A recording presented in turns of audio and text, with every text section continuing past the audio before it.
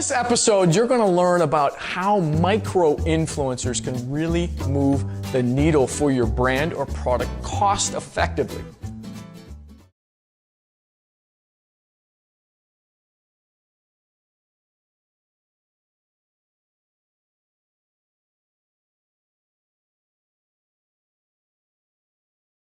There's varying definitions, but the way we look at it is they have an influence between 5,000 total followers or subscribers to around 100,000. Individuals who create content that's either comedic, entertaining, informative, and they do it on channels, on social media channels, whether it be YouTube, Instagram, Twitter, Facebook, Vine, and so forth. And it's getting your brand message integrated natively within their content. An influencer is someone that when they create content, branded or not, they do influence their friends.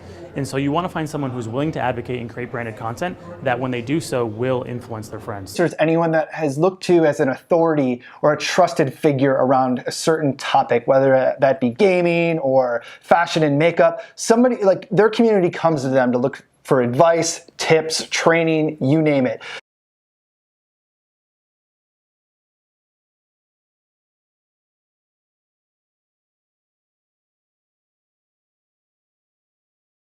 A good example of a micro-influencer is a CrossFitter, someone who's very active, creating content on Instagram, on Facebook. This is someone who has no more than 10,000 friends across all their social connections. Typically it's around 3,000 to 4,000. They engage a very high percentage of that friend pool around a relevant topic or brand. And typically they don't even know they have influence.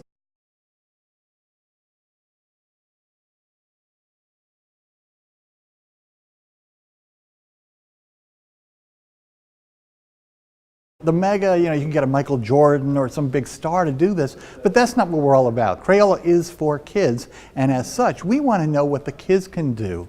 And we want to see, it doesn't have to be beautiful, it just has to be personal. These influencers are seen as peers. They're not seen as celebrities. Like back in the day, I'd always look to my friends and like people around me in class to like what is cool and what I should check out.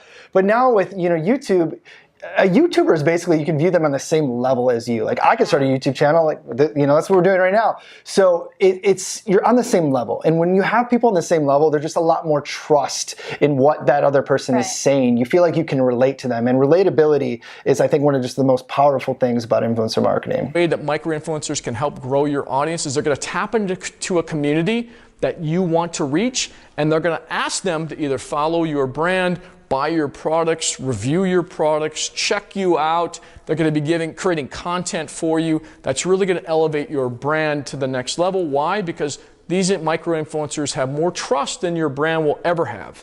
You're not going to be a third-party objective source. These micro-influencers have positioned themselves as this objective third party.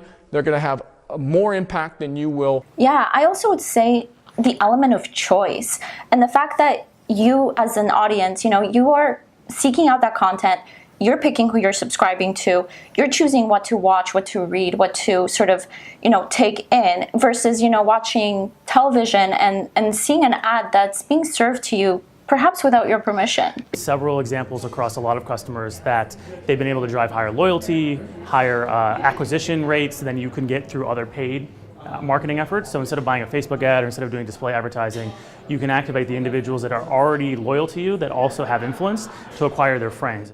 So if you work with one or if you work at 50, we've had as many as 100 on a single campaign, collectively, when they're all talking about your brand and they're all reaching out to the same community that you want to reach, extremely powerful, way more powerful than you going out and running a bunch of Facebook ads or Instagram ads or in some cases even YouTube ads.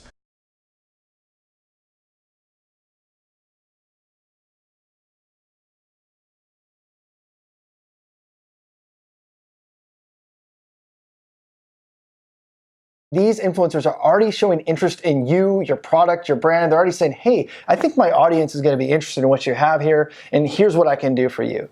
When we talk to micro-influencers that we've signed or we're working with, we really tell them to focus on engagement, not just on getting views, not just on getting subscribers, but really connecting with a community that they're influencing.